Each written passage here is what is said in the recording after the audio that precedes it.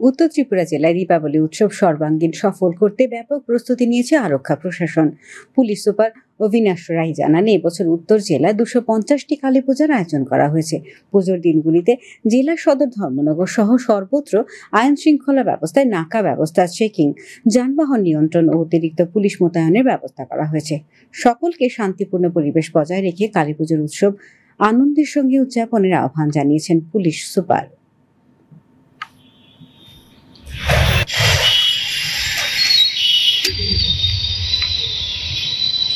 North Tripura में इस साल 250 पूजा होंगी, जिसमें से बड़े बजट के पूजा और मैक्सिमम भीड़ धर्मनगर सब डिवीजन में होता है।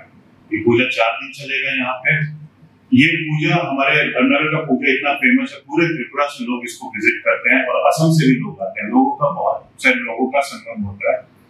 उसके लिए पुलिस की तरफ से फोर्स अरेंजमेंट चल रहा है। हम एडिक्वेट फोर्स की डिमांड दे रहे हैं, वो भी आने वाले हैं। नाका का अभी मॉनिटरिंग चल रहा है, चेकिंग स्टार्ट हो चुका है, traffic control and one ways पे भी डिस्कशन चल रहा है।